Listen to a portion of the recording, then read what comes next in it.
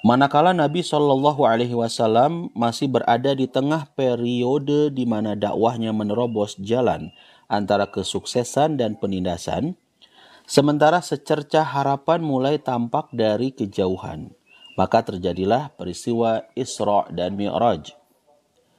Terdapat beberapa pendapat yang beragam mengenai kapan waktu terjadinya Isra Mi'raj.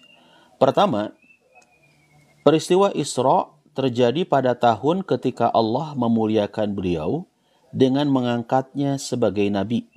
Ini adalah pendapat yang dipilih oleh At-Tabari. Kedua, peristiwa Isra terjadi 5 tahun setelah diutusnya beliau menjadi nabi. Pendapat ini dikuatkan oleh An-Nawawi dan Al-Qurtubi. Ketiga, peristiwa ini terjadi pada malam 27 bulan Rajab tahun 10 kenabian. Pendapat ini dipilih oleh Al-Allamah Al-Mansur Furi. Keempat, peristiwa Isra Mi'raj terjadi 16 bulan sebelum hijrah, tepatnya pada bulan Ramadan tahun 12 kenabian. Kelima, peristiwa ini terjadi 1 tahun 2 bulan sebelum hijrah, tepatnya pada bulan Muharram tahun 13 kenabian. Dan keenam, peristiwa Isra Mi'raj terjadi 1 tahun sebelum hijrah, tepatnya pada bulan Rabiul Awal tahun 13 kenabian. 3 pendapat pertama ini lemah karena Khadijah radhiyallahu anha wafat pada bulan Ramadan tahun 10 kenabian. Kewafatannya ini adalah sebelum datangnya wahyu yang mewajibkan sholat 5 waktu, sementara tidak ada perselisihan pendapat di kalangan para ulama bahwa sholat 5 waktu diwajibkan pada malam Isra. Sedangkan mengenai 3 pendapat terakhir lainnya, saya belum menemukan sesuatu yang dapat menguatkan salah satu darinya. Hanya saja alur cerita di dalam surat Al-Isra menunjukkan bahwa peristiwa ini terjadi pada tahun-tahun terakhir sekali. Para ulama hadis meriwayatkan rincian dari peristiwa ini, dan berikut akan kami paparkan secara ringkas. Ibnul Qayyim berkata, menurut riwayat yang sahih, bahwa Rasulullah Shallallahu Alaihi Wasallam diisrokan dengan jasadnya dari Masjidil Haram menuju Baitul Maqdis dengan mengendarai Al-Buraq, ditemani oleh Jibril alaihi salam. Lalu beliau singgah di sana dan sholat bersama para nabi sebagai imam, lalu menambatkan Al-Buraq pada gelang pintu masjid. Kemudian pada malam itu, beliau dimi'rajkan dari Baitul Maqdis menuju langit dunia. Jibril minta izin agar dibukakan pintu langit bagi beliau, lalu terbukalah pintunya. Di sana beliau melihat Adam, bapak manusia. Beliau memberi salam kepadanya, lalu dia menyambutnya dan membalas salam tersebut serta mengakui kenabian beliau sallallahu alaihi wasallam. Allah juga menampakkan kepada beliau ruh-ruh para syuhada dari sebelah kanannya dan ruh-ruh orang-orang yang sengsara dari sebelah kirinya. Kemudian beliau dimi'rajkan lagi ke langit kedua. Jibril meminta izin agar dibukakan pintunya untuk beliau sallallahu alaihi wasallam. Di sana beliau melihat Nabi Yahya bin Zakaria dan Isa bin Maryam, lalu menjumpai keduanya dan memberi salam. Keduanya menjawab salam tersebut dan menyambut beliau serta mengakui kenabian beliau. Kemudian beliau dimi'rajkan lagi ke langit ketiga. Di sana beliau melihat Nabi Yusuf, lalu memberi salam kepadanya. Dia membalasnya dan menyambut beliau serta mengakui kenabian beliau. Kemudian beliau dimi'rajkan lagi ke langit keempat. Di sana beliau melihat Nabi Idris, lalu memberi salam kepadanya. Dia menyambut beliau dan mengakui kenabian beliau. Kemudian beliau dimi'rajkan lagi ke langit kelima. Di sana beliau melihat Nabi Harun bin Imran, lalu memberi salam kepadanya. Dia menyambut beliau dan mengakui kenabian beliau. Kemudian beliau dimi'rajkan lagi ke langit ke-6. Di sana beliau bertemu dengan Nabi Musa bin Imran, lalu memberi salam kepadanya. Dia menyambut beliau dan mengakui kenabian beliau. Tatkala beliau berlalu, Nabi Musa menangis. Ketika ditanyakan kepadanya, "Apa yang membuatmu menangis?" Dia menjawab, "Aku menangis karena ada seseorang yang diutus setelahku yang jumlah umatnya yang masuk surga lebih banyak dari umatku." Kemudian beliau dimi'rajkan lagi ke langit ke-7. Di sana beliau bertemu dengan Nabi Ibrahim alaihissalam. Lalu beliau memberi salam kepadanya. Dia menyambut beliau dan mengakui kenabian beliau.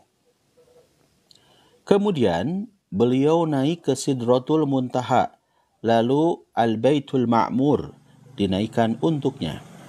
Kemudian beliau dimi'rajkan lagi menuju Allah yang Maha Agung lagi Maha Perkasa. Beliau mendekat kepadanya hingga hampir sejarak 2 buah busur atau lebih dekat lagi.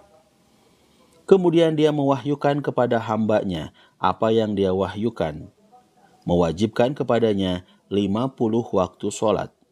Kemudian beliau kembali hingga melewati Nabi Musa. Dia lalu bertanya kepada beliau, "Apa yang diperintahkan kepadamu?" Beliau menjawab, 50 waktu sholat. Dia berkata, "Umatmu pasti tidak sanggup melakukan itu. Kembalilah ke Rabbmu dan mintalah keringanan untuk umatmu." Beliau menoleh ke arah Jibril seakan ingin meminta pendapatnya dalam masalah itu. Jibril mengisyaratkan persetujuannya jika beliau memang menginginkan hal itu. Lalu Jibril membawa beliau naik lagi hingga membawanya ke hadapan Allah yang Maha Suci, Maha Tinggi lagi Maha Perkasa. Sedangkan Jibril berada di tempatnya. Ini adalah lafadz Al-Bukhari pada sebagian jalur periwayatannya. Lalu Allah Ta'ala menguranginya menjadi 10 waktu sholat. Kemudian beliau turun hingga kembali melewati Nabi Musa, lantas memberitahukan hal tersebut kepadanya. Dia berkata kepada beliau, "Kembalilah lagi kepada Rabbmu dan mintalah keringanan." Beliau terus mondar-mandir antara Nabi Musa dan Allah Subhanahu wa Ta'ala hingga akhirnya Allah Subhanahu wa Ta'ala menjadikannya 5 waktu sholat. Musa kemudian memerintahkan beliau agar kembali kepada Rabb dan meminta keringanan lagi. Lalu beliau menjawab, "Sungguh aku malu kepada Rabbku. Aku rela dengan hal ini dan menerimanya." Setelah beliau menjauh, terdengarlah suara menyeru, "Aku telah memberlakukan farduku dan telah memberikan keringanan kepada para hambaku." Kemudian Ibnul Qayyim menyinggung perbedaan persepsi seputar melihatnya beliau terhadap Rabb-nya. Dia juga menyebutkan ucapan Ibnu Taimiyah mengenai hal ini, yang inti dari pendapat-pendapat yang disebutkannya tersebut menyatakan bahwa ru'yah dengan mata telanjang sama sekali tidak valid. Pendapat semacam ini tidak pernah diucapkan oleh seorang sahabat pun, sedangkan nukilan yang berasal dari Ibnu Abbas tentang ru'yah beliau secara mutlak dan ru'yah beliau dengan hati tidak berarti bahwa yang pertama menafikan pendapat kedua. Ibnul Qayyim kemudian mengomentari, sedangkan firman Allah Subhanahu wa Ta'ala di dalam surah An-Najm artinya, kemudian dia mendekat lalu bertambah mendekat lagi. Surat An-Najm ayat 8. Ungkapan mendekat di sini bukan yang dimaksud di dalam kisah Isra. Ungkapan mendekat yang terdapat di dalam surat An-Najm tersebut adalah mendekat dan bertambah mendekatnya Jibril sebagaimana yang dikatakan oleh Aisyah dan Ibnu Mas'ud. Alur cerita di dalam ayat tersebut pun mendukungnya. Sedangkan mendekat dan bertambah mendekat yang ada pada cerita Isra adalah jelas sekali menyatakan mendekat dan bertambah mendekatnya Rabb yang Maha Suci dan Maha Tinggi. Di dalam surat An-Najm sama sekali tidak disinggung tentang hal itu. Bahkan di sana terdapat penegasan bahwa beliau melihat Jibril dalam rupa aslinya sekali lagi di Sidratul Muntaha. Ini adalah Jibril yang dilihat oleh Muhammad Shallallahu Alaihi Wasallam sebanyak 2 kali dalam rupa aslinya. Pertama di bumi dan kedua di Sidratul Muntaha. Wallahu a'lam, demikian Ibnul Qayyim. Di dalam sebagian riwayat disebutkan bahwa kejadian pembelahan dada beliau Shallallahu Alaihi Wasallam terjadi juga kali ini. Dalam perjalanan ini, Nabi Shallallahu Alaihi Wasallam melihat dan mengalami kejadian yang bervariasi. Beliau ditawari susu dan arak, lalu beliau memilih susu. Kemudian dikatakan kepada beliau, engkau telah diberi petunjuk sesuai fitrah. Dalam lafaz yang lain, engkau telah mengenai fitrah. Andai kata engkau mengambil arak, tentu umatmu akan sesat. Beliau melihat 4 buah sungai di surga. 2 sungai nampak dan 2 lagi tersembunyi. 2 sungai yang nampak ini adalah sungai Nil dan Efrat, yakni unsur keduanya. Sedangkan yang tidak nampak adalah 2 sungai di surga. Barangkali makna melihat sungai Nil dan Efrat adalah sebagai isyarat akan eksisnya Islam pada kedua wilayah di mana kedua sungai tersebut berada. Wallahu a'lam. Beliau melihat malaikat Malik, penjaga neraka yang perawakannya tidak pernah tertawa. Di wajahnya tidak terpancar kegembiraan dan keceriaan. Beliau juga melihat surga dan neraka. Beliau melihat para pemakan harta-harta anak yatim secara zalim. Mereka memiliki bibir seperti bibir onta. Mulut-mulut mereka dilempari dengan sepotong api dari neraka seperti batu sebesar genggaman tangan, lalu keluar dari dubur-dubur mereka. Beliau melihat para pemakan riba yang memiliki perut-perut yang buncit. Karena kondisi ini, mereka tidak mampu untuk beranjak dari tempat mereka. Ketika itu, mereka dilintasi oleh keluarga Fir'aun saat mereka masuk ke neraka. Maka mereka menginjak-injak mereka, pemakan riba tersebut. Beliau melihat para pezina. Di antara tangan-tangan mereka terdapat daging yang gemuk dan segar, dan di sampingnya terdapat daging yang bernanah dan membusuk. Mereka memakan yang bernanah dan membusuk tersebut dan membiarkan yang gemuk dan segar. Beliau melihat wanita-wanita yang suka membawa masuk para lelaki asing. Beliau melihat mereka, wanita-wanita tersebut, sedang bergelantungan pada payudara-payudara mereka. Beliau melihat rombongan niaga penduduk Makkah sepulangnya dan ketika pergi. Beliau telah menunjukkan kepada mereka perihal onta mereka yang melarikan diri dan meminum air milik mereka. Air minum ini ada di dalam wadah yang tertutup saat mereka tertidur. Lantas beliau meninggalkan wadah tersebut dalam posisi tertutup. Hal itu menjadi bukti akan kebenaran pengakuan beliau Shallallahu Alaihi Wasallam pada pagi hari dari malam Isra. Ibnu Qayyim berkata, pagi harinya, tatkala Rasulullah Shallallahu Alaihi Wasallam sudah berada di tengah kaumnya, beliau memberitahukan kepada mereka perihal tanda-tanda kebesaran Allah yang agung yang telah diperlihatkan kepadanya. Hal ini membuat pendustaan, penyiksaan, dan kesadisan mereka terhadap beliau semakin menjadi. Mereka memintanya agar menggambarkan Baitul Maqdis kepada mereka. Lalu Allah menampakkannya kepada beliau sehingga seakan melihatnya dengan mata telanjang. Beliau mulai menceritakan kepada mereka tentang ciri-ciri Baitul Maqdis tersebut. Sedikitpun mereka tidak mampu menyanggahnya. Lalu beliau memberitahukan kepada mereka perihal rombongan niaga ketika beliau masih dalam perjalanan pergi dan sekembali darinya. Beliau juga memberitahukan kepada mereka perihal waktu kedatangan rombongan niaga tersebut. Bahkan beliau memberitahukan kepada mereka perihal seekor onta yang mendahului rombongan tersebut. Dan memang demikianlah realitasnya, seperti yang beliau ucapkan. Namun sayang, mereka malah semakin berpaling.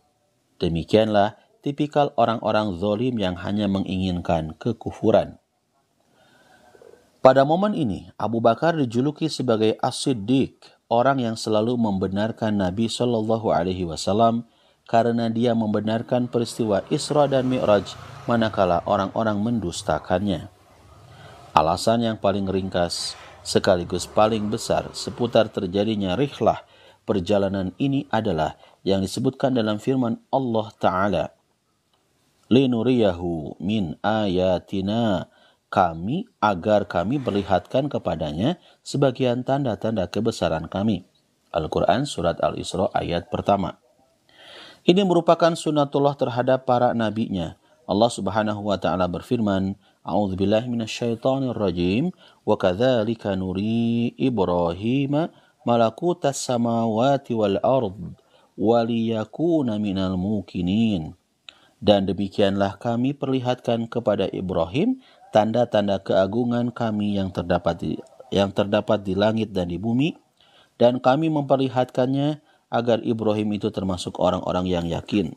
Quran Surat Al-An'am ayat 75. Dan dalam firman-Nya kepada Musa, artinya, untuk kami perlihatkan kepadamu sebagian dari tanda-tanda kekuasaan kami yang sangat besar. Toha ayat 23. Allah Subhanahu wa Ta'ala telah menjelaskan maksud dari kehendaknya ini pada firman-Nya sebelumnya. Artinya agar Ibrahim itu termasuk orang-orang yang yakin. Manakala pengetahuan yang didapat oleh para nabi bersandarkan kepada penglihatan terhadap tanda-tanda kebesarannya, sebagaimana makna dari ayat-ayat di atas, maka mereka menjadi semakin bertambah yakin. Yang keyakinan tersebut tak dapat diukur besarnya. Sebagaimana pepatah berkata, mendengar suatu berita tidak sama orisinilitasnya dengan melihat secara langsung. Hal ini membuat mereka sanggup menanggung resiko apapun di jalan Allah yang tidak sanggup dilakukan oleh orang-orang selain mereka, dan menjadikan semua kekuatan duniawi di mata mereka ibarat sehelai sayap nyamuk. Mereka tidak mempedulikan derita dan cobaan yang silih berganti menimpa. Hikmah-hikmah dan rahasia-rahasia yang terhadang di balik sisi-sisi perjalanan tersebut selayaknya dibahas di dalam buku-buku tentang rahasia-rahasia syariah. Akan tetapi di sini ada beberapa hakikat ringan yang terpancar dari sumber-sumber perjalanan yang diberkahi ini dan mengalir deras menuju taman-taman bunga sirah nabawiyah, biografi Nabi Sallallahu Alaihi Wasallam. Karenanya saya memandang perlunya mencatat sebagian darinya secara ringkas. Dalam surat Al-Isra, pembaca akan mendapati bahwa Allah mengisahkan tentang Isra hanya dalam satu ayat saja. Kemudian mulai menyebutkan kebobrokan-kebobrokan orang-orang Yahudi dan kejahatan-kejahatan yang mereka lakukan. Setelah itu, Allah mengingatkan mereka bahwa Al-Quran adalah pemberi petunjuk kepada jalan yang lebih lurus. Mungkin sepintas para pembaca mengira bahwa antara dua ayat pertama tersebut tidak ada kolerasinya satu sama lain. Padahal hakikatnya bukan demikian. Sesungguhnya dengan gaya bahasa seperti ini, di mana Allah Subhanahu wa Ta'ala mengisyaratkan bahwa Isra hanya terjadi ke Baitul Maqdis, tidak lain karena orang-orang Yahudi akan dicopot dari jabatan sebagai pemimpin umat manusia akibat banyaknya kejahatan-kejahatan yang mereka lakukan, sehingga tidak ada lagi kesempatan bagi mereka untuk tetap menduduki jabatan tersebut. Artinya, Allah Subhanahu wa Ta'ala benar-benar akan mengalihkan jabatan tersebut kepada Rasulullah Shallallahu Alaihi Wasallam, sehingga pada diri beliau terkoleksi dua pusat dakwah Ibrahimiyah sekaligus. Memang sudah saatnya terjadi peralihan kepemimpinan spiritual dari satu umat ke umat yang lain, dari umat yang sejarahnya dipenuhi oleh penipuan, pengkhianatan, dosa dan permusuhan, kepada umat yang berlimpah dengan kebajikan dan kebaikan-kebaikan, di mana Rasul mereka masih menikmati turunnya wahyu Al-Quran yang memberikan petunjuk kepada jalan yang lebih lurus. Akan tetapi timbul pertanyaan, bagaimana bisa peralihan kepemimpinan ini terjadi sementara Rasulullah Shallallahu Alaihi Wasallam masih berkeliling di sekitar perbukitan Makkah dalam keadaan diusir oleh sekelompok manusia? Pertanyaan ini dengan sendirinya akan menyingkap tirai hakikat lainnya, yaitu peran dakwah Islamiyah ini hampir mencapai titik klimaks dan akhir untuk memulai peran baru yang amat berbeda dengan alur yang pertama. Oleh karena itu, kita melihat sebagian ayat-ayat dalam surat Al-Isra tersebut mencakup tentang peringatan nyata dan ancaman serius terhadap kaum musyrikin. Firman Allah Subhanahu wa taala artinya, dan jika kami hendak membinasakan suatu negeri, maka kami perintahkan kepada orang-orang yang hidup mewah di negeri itu supaya menaati Allah. Tetapi mereka melakukan kedurhakaan dalam negeri itu. Maka sudah sepantasnya berlaku terhadapnya perkataan, ketentuan kami. Kemudian kami hancurkan negeri itu sehancur-hancurnya, dan berapa banyaknya kaum sesudah Nuh telah kami binasakan. Dan cukuplah Rabb-Mu maha mengetahui, lagi maha melihat dosa hamba-hambanya. Quran Surat Al-Isra ayat 16 sampai dengan 17. Di samping ayat-ayat seperti ini, ada lagi ayat-ayat lain yang menjelaskan kepada kaum muslimin perihal tonggak-tonggak peradaban, elemen-elemen serta prinsip-prinsipnya di mana tatanan masyarakat Islami akan terbangun di atasnya. Seakan-akan mereka telah turun ke bumi untuk mengendalikan urusan-urusan mereka dari berbagai aspeknya, lalu membentuk suatu unit yang mapan yang menjadi denyut nadi bagi kehidupan masyarakat. Hal ini mengisyaratkan bahwa Rasulullah SAW akan mendapatkan tempat perlindungan yang aman untuk kemudian disitulah semua urusannya akan eksis dan menjadi sentral bagi penyebaran dakwahnya ke seluruh penjuru dunia. Inilah salah satu dari sekian banyak rahasia rihlah perjalanan yang diberkahi ini yang berkaitan dengan pembahasan kita di sini, sehingga kami memandang perlu untuk menyinggungnya. Dengan adanya hikmah seperti ini dan semisalnya, kami berpendapat bahwa Isra tidak lain terjadi pada saat menjelang Bai'at Al-Aqabah yang pertama atau antara Bai'at Al-Aqabah pertama dan kedua. Wallahu a'lam. Teman-teman sahib yang Allah Subhanahu wa taala muliakan, demikianlah bahasan sirah nabawiyah kaitan dengan Isra Mi'raj.